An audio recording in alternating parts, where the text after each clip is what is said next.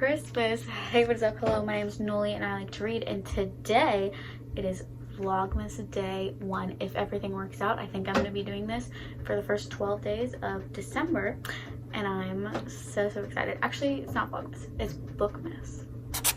And today I'm going to be giving you guys 10 books under 200 pages to help you reach your 2024 reading goal, or whenever you happen to see this video, I'm posting it in 2024. Here are 10 books that are all under 200 pages, so you can just get that grind on and reach the end of your reading goal. Sometimes, like last year, I was like so behind, and I like everything that I was trying, I felt like I could not reach my reading goal.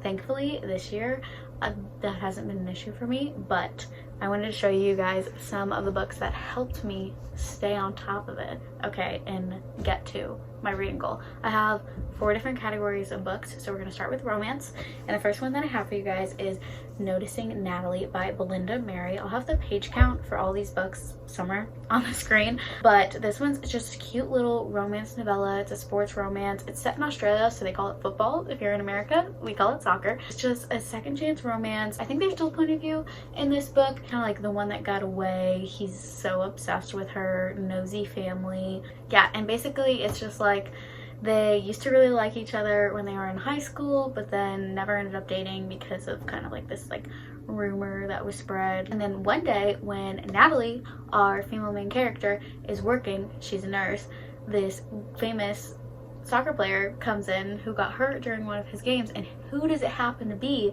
except the guy that she was in love with, who broke her heart when she was in high school. But he is not letting her get away again. She was the one who got away the first time. Not gonna happen again. And this book was just so cute, and also literally just flies by because look how tiny that is. It's so short. It's so short. Okay, go read it. Also, there's no spice in it if you're wondering. Okay, and then next up I have A Match Made at Christmas. I love that like the end of the year is also around Christmas time, because then I can recommend Christmas novellas. I actually have 2 of them, okay, but this is the first one. It's by Courtney Walsh, and it's a Nantucket love story novella. Obviously, we were following Hayes McGuire, who gets roped in to helping this lady out with her like matchmaking system that she does because she's going on vacation. So she gets him to help out, but he doesn't actually believe that it can work. Then he gets his best friend Prudence to like help him run this business while this lady's on vacation, and what so happens, except maybe they kind of end up falling in love. So it's friends to lovers. I think it's forced proximity. It says, armed with a series of rules, a book of success stories, and the promise of Christmas magic, the pair of old friends sets out to make a Christmas match. Little do they know that magic doesn't discriminate, and they will soon find their years of friendship deepening into something more. Will Prue and Hayes ignore the electricity in the air between them, or will there be more than one match made this Christmas? So, cute little Christmas novella. Get a Christmas book done and get closer to the end of your 2024 reading goal. There you go. And then lastly, for a romance book that I have, Amazon just released these, I think it's a set of 5 like Christmas novellas that they teamed up with 5 popular authors to come out with. So there's one by like Ali Hazelwood, one by Tessa Bailey.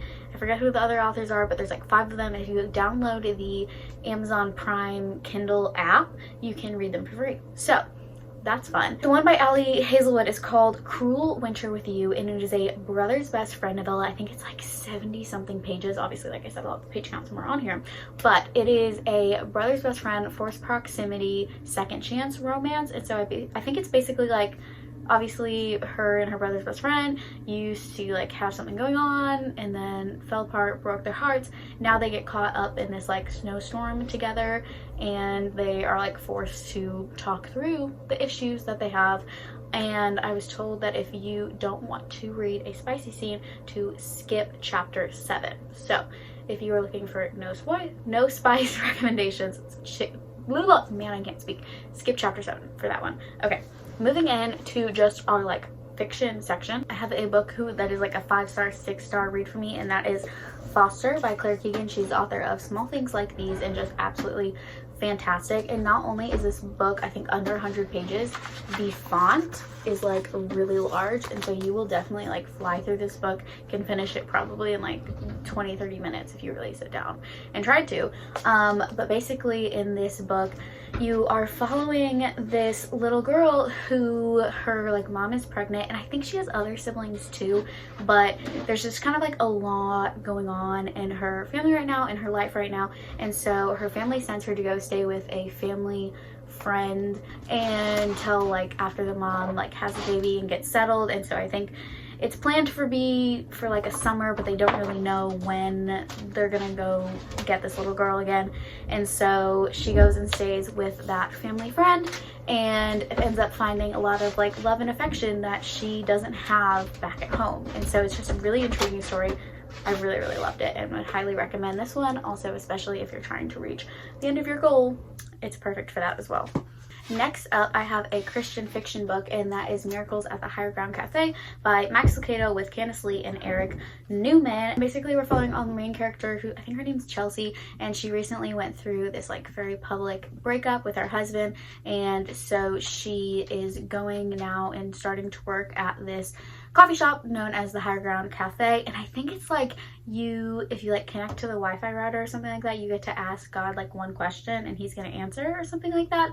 I think I could be totally wrong about that, but then there's also just themes of like reconciliation and like spiritual warfare, and I just like really enjoy anything with a coffee shop setting, and so I really enjoyed this book. It's been a long time since I read it, so I need to do a reread, but it also, if I remember correctly, has very short chapters, so you can definitely fly through this one as well. And that is Miracles at the Higher Ground Cafe. Next up, I have 2 fantasy books, and it was very, very, very hard to find fantasy books under 200 pages, but I did find 2 of them. Actually, I think one of them is technically like 203 pages, but I was like, you know what, it counts, especially because it has illustrations in it, and so those are like pictures, like it doesn't even count as a page, right? Technically, in my opinion, it's fine. You can disagree with me if you want, and we'll go ahead and start with that book. And it is technically kind of like a contingency book because you need to have read the Carvel series before you read this book. If you have read that series and are looking for another book to help you reach your 2024 goal, I would recommend Spectacular by Stephanie Garber. It's said it's like the 3.5 in the Carvel series. On my spine it says 4, I don't even know, but kind of the 4th book in that series. It's just a holiday themed novella, and like I said, it's around 203 pages, but it has these most beautiful illustrations in it, and like they're all throughout the book. They're absolutely gorgeous. This is the UK edition, but I also love the US edition, and it is just a good, easy, quick novella with fantasy Carvel vibes. If you know Stephanie Garber's writing, like it stands true for this book as well, and it's just phenomenal and gorgeous, and I absolutely love it.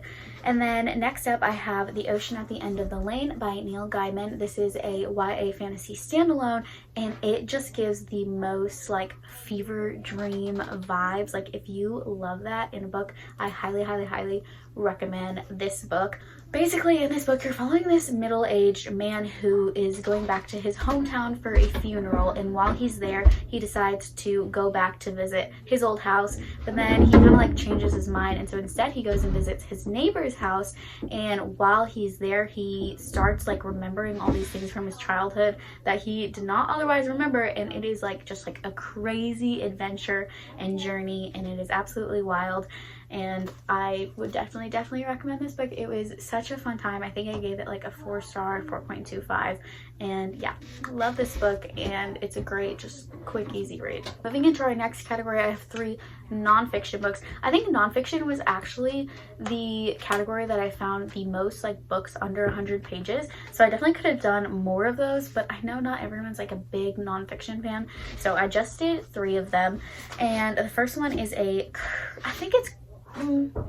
it's a Christian nonfiction, but it's also just all about grief, and that is A Grief Observed by C.S. Lewis. And this one is actually under 100 pages, so you can fly through this one. And so definitely I would say like trigger warnings for grief, but it's also literally just C.S. Lewis's journaling through his process of losing his wife. And so if that's something that maybe you think could be healing for you, or you're just intrigued about, I would definitely recommend this book. Or maybe if you're just looking for a short book or intrigued about C.S. Lewis's writing, this is another one that's good and I would recommend.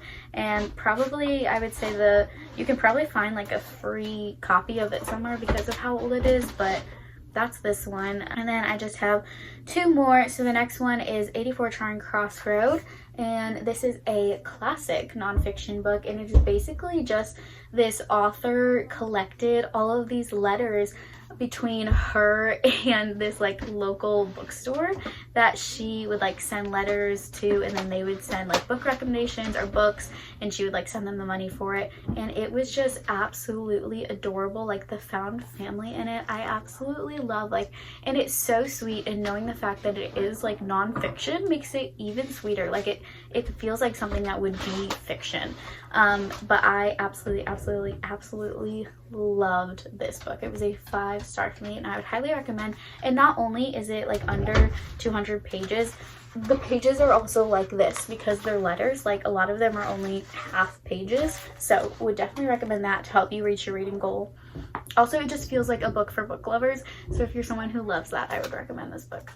And then lastly, the book that I have is Night, and this is actually the first book in a trilogy. I only have the first book. It goes Night, Dawn, Day, I believe, and it is basically this guy's experience being taken to a concentration camp with his family in World War II. And it's won so many prizes. Yeah, it's the winner of the Nobel Peace Prize, which is literally crazy. It says the terrifying record of the memories of the death of his family, the death of his own innocence, and his despair as a deeply observant Jew confronting the absolute evil of man. This new translation by his wife and most frequent translator, she corrects important details and presents the most accurate rendering in English of his testimony to what happened in the camps, and of his unforgettable message that this horror must never be allowed to happen again. So I definitely recommend this book regardless of whether you're trying to reach your goal. But that is the last one for the 10 books that you can read to help you reach the end of your 2024 reading goals. So sorry if you're more than 10 books behind because I only have 10 recommendations, but hope you found at least one that's going to help you reach your goal, or maybe you just found one that you're like, hey, that actually just sounds really good in general. So those are the 10 books I have for you.